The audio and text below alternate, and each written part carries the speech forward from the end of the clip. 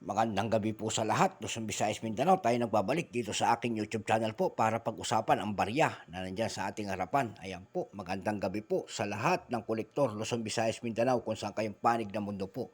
Lalo-lalo na yung ating mga nakasubscribe dito sa aking YouTube channel about coins. At saka mga nakasubscribe, maraming salamat po. May pag-uusapan tayong barya ngayon po. Andito sa ating harapan ay ang Hong Kong dollar. Ayan po. Kanina nag-vlog na tayo ng Hong Kong dollar pero year by year ang aking sinasabi sa bawat coins. Ayan po, year by year.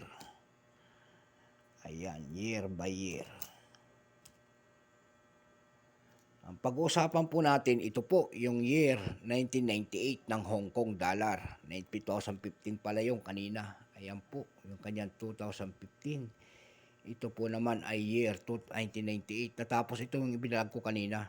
Ito naman po ngayon ang ating ibablog, yung 1998 na date po.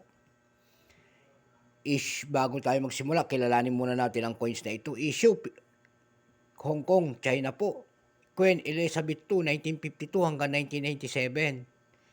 Period, Special Administrative Religion po. Type, Standard Circulation Coins, years, 1993 hanggang 2019. Value, $5 po. Currency, dollar, 1863. Up to date po. Composition, copper nickel po. May bigat po itong 13.4 grams. May haba pong 27 mm. May kapal pong 3 mm. Ang kanyang shape, syempre, round. Ayan. Orientation, middle alignment po, number N-1576. Reference number KM-65.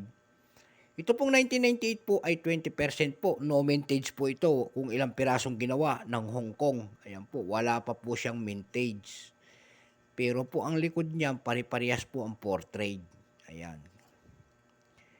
Ayan, mas maganda naman ang portrait nitong isa, yung year 1998. Ayan, oh, ganda.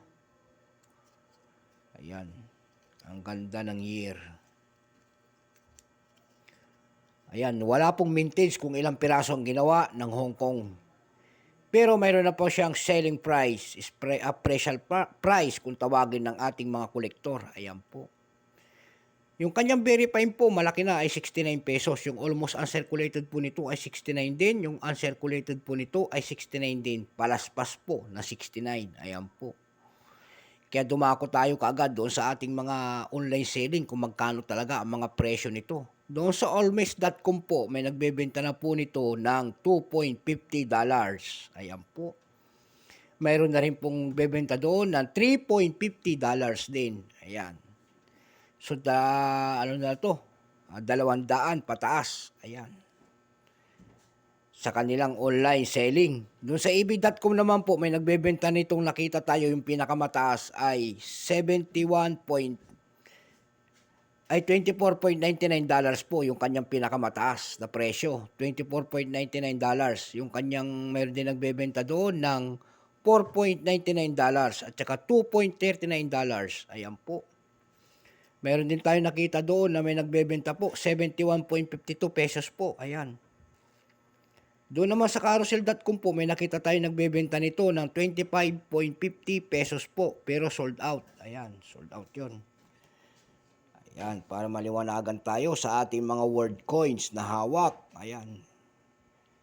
Ayan po, naliwanagan tayo ulit dito sa ating presyo ng ating Hong Kong. Ayan, $5 po. So hanggang dito na lamang ang ating vlog ulit. I see you next time po. Kung saan kayong panig ng mundo, Luzon, Visayas, Mindanao po, sa ating mga nanonood dito sa aking YouTube channel, maraming salamat po. At saka doon sa ating FB page, maraming salamat din po. Ayan, sa ating mga nakasubscribe dyan, maraming salamat po. Yun naman nanonood po na hindi pa nakapag-subscribe, pwede naman natin pakipindot ang ating notification bell. Subscribe po para ma-update po kayo sa mga latest kong gagawin mga video po about coins po. So hanggang dito na lamang po. Magandang gabi po sa lahat ng kolektor ng Pilipinas. Ayan po. Bye-bye.